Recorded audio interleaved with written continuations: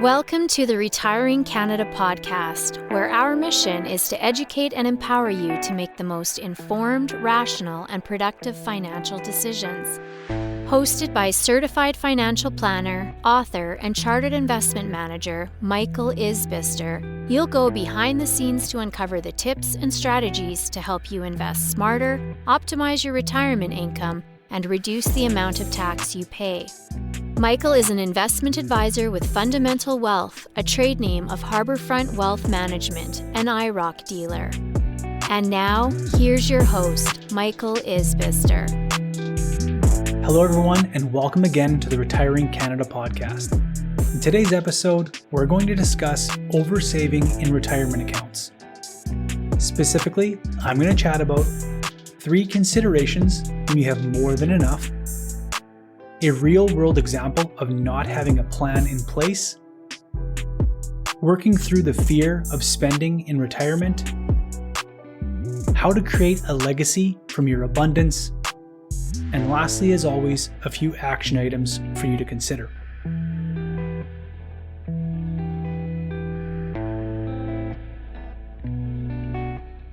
Oversaving in retirement sounds like a good thing. And it is.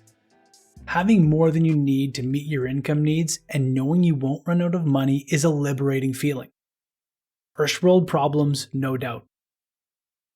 But this oversaving can introduce a number of new obstacles and considerations that you otherwise may not have to consider. Let's chat about a few of these today. First and foremost is tax planning. With oversaving, you've likely utilized all of your RRSP room, TFSA room, you have a very well-funded individual or joint non-registered account, along with a few properties, some of which may be producing an income stream for you. During your accumulation years before retirement, you have done all the right things to bring you towards abundance, and now you are trying to figure out how to unwind it all. This is where tax planning is critical. First, I have to mention that I operate a financial planning practice that has generational history, meaning that many of the clients worked with our team before I was even in the industry 15 years ago, and now these clients are obviously older. With that passage of time, we have been a part of the accumulation and decumulation stages of their finances and have a unique insight, having been a part of hundreds of families' financial life cycles. Now, a common scenario we come across is the oversaver. Maxed out registered accounts, 2 or 3 properties, and substantial non-registered investment accounts. It is these scenarios where we provide a lot of value. And here are some common things one must consider. First, the timing of starting your CPP and OAS pensions. Depending on your age and other incomes, you may choose to delay these to help unwind your registered accounts and avoid a tax bomb that awaits your estate. Second is proper income splitting. You have an opportunity to strip income out of these fully taxable accounts more efficiently between you and your spouse and can have a major impact on the choice you make on where to draw income from. Third is mitigating OAS clawback later in life.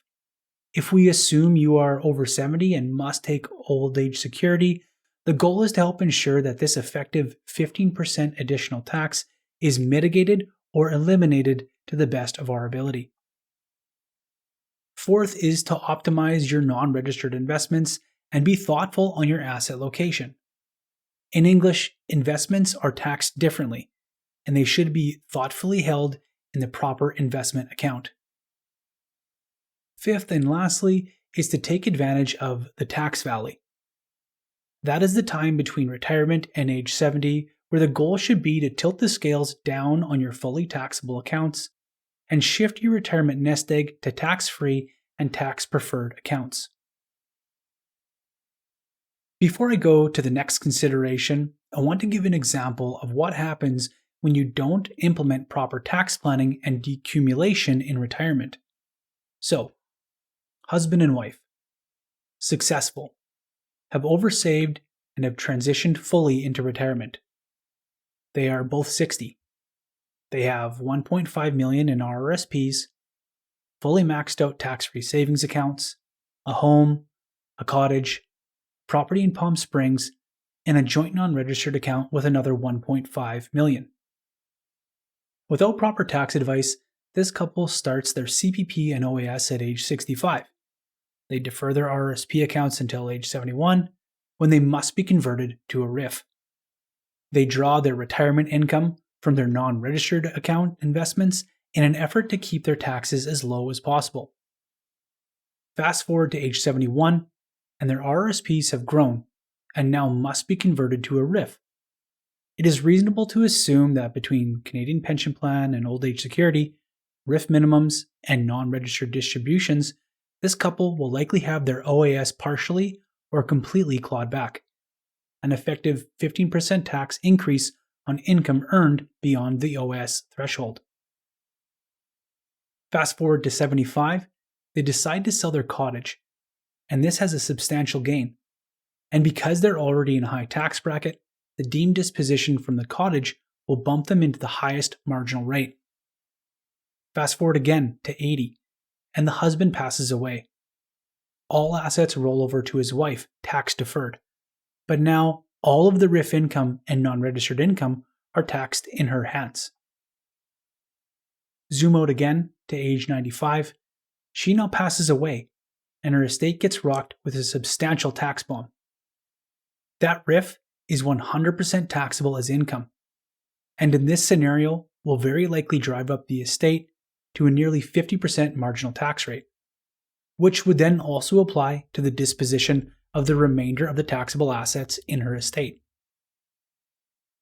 In a nutshell, by trying to minimize tax early in life and defer as much as possible, the CRA ends up being the largest beneficiary of your estate.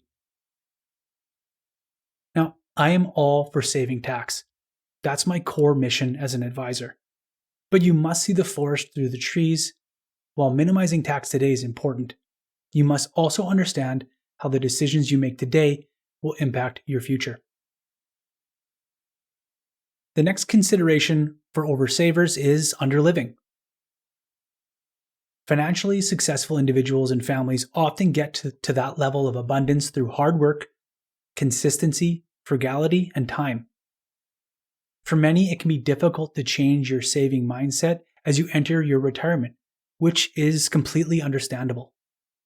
Decumulation is a complete 180 to what you've been doing your whole life. But what was the purpose of it all? Why oversave? While some may have found drive and purpose getting that number as high as possible, others do it because they watched their parents struggle and told themselves they would never want to be in that same position. Or maybe it's for the kids and grandkids. Whatever your reason, the good fortune that got you into this position is one that should now be converted into memories with the ones you love. If your advisor has created a tax-wise decumulation plan that gives you the confidence to spend and not run out of money, do it.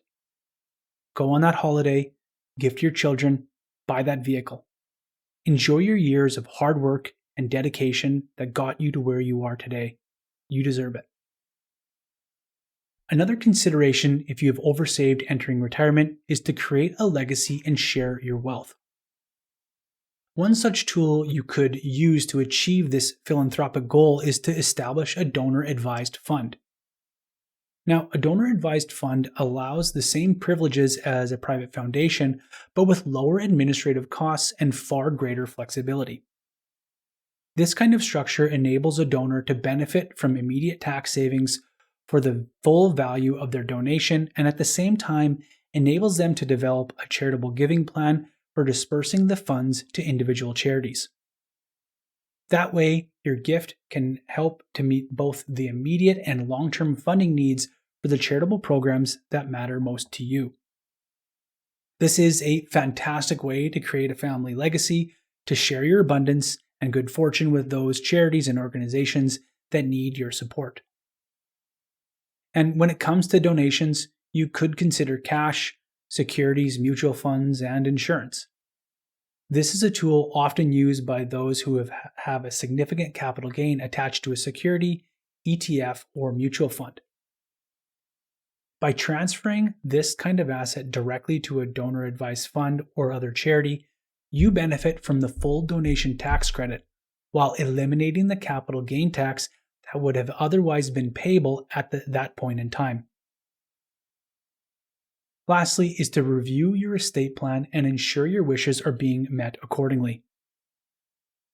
Now, I'm not implying that only the oversavers need an estate plan. In fact, I think everyone, regardless of monetary wealth, should have their estate planning documents in order. But alas, in the words of Christopher Wallace, more money, more problems. Now, here are a few key considerations that oversavers should be reviewing in their estate plan. First, if I died today, how will my estate be taxed? This will give you a clear picture on your current estate tax liability and will help formulate your decumulation strategy today to optimize your retirement income and estate. Second, review the beneficiaries of your will, retirement accounts, and insurance policies. Oftentimes, we come across unequal distributions of estates. Usually, this is completely unintentional, but we find that as the complexity of one's finances increases, these kinds of errors tend to be a bit more common, and often with big dollar amounts attached to them. Third and lastly, if you have children or grandchildren you wish to receive an inheritance, consider the timing and amounts of those distributions. Is it your intent to have your 18-year-old child or grandchild receive a large sum of money up front? Or should it be spread out over a few years to mitigate money mismanagement? Like I said at the start of this podcast, oversaving brings its own set of unique challenges and decisions that need to be met head on. This is where simplifying your finances through consolidation, building a long-term advisory relationship, and getting the most out of your time will help to convert your lifetime of savings into memories and a legacy that will last far beyond your days on this earth. Okay, so that'll do it all for today. Here are your action items for today's episode. First off, if you and your spouse both got hit by the proverbial bus today, what would your estate bill look like? This tax bill will only continue to inflate if you don't start to get a handle on decumulation of your retirement assets. Lastly, if you have a rock-solid retirement plan and you have been considering taking your family on a trip or making that memory with your spouse in an exotic location, don't hesitate. Life is short. Enjoy your time, share your wealth, and live abundantly. Okay, so that'll do it for today's episode. Make sure you add us on all of our socials, LinkedIn and Facebook. Be sure to sign up for our weekly Retiring Canada newsletter. And hey, when it comes to your retirement, don't take chances. Make a plan so you can retire with confidence. All comments are of a general nature and should not be relied upon as individual advice. The views and opinions expressed in this commentary may not necessarily reflect those of Harbourfront Wealth Management. While every attempt is made to ensure accuracy, facts and figures are not guaranteed. The content is not intended to be a substitute for professional investing or tax advice. Please seek advice from your accountant regarding anything raised in the content of the podcast regarding your individual tax situation. Always seek the advice of your financial advisor or other qualified financial service provider with any questions you may have regarding your investment planning.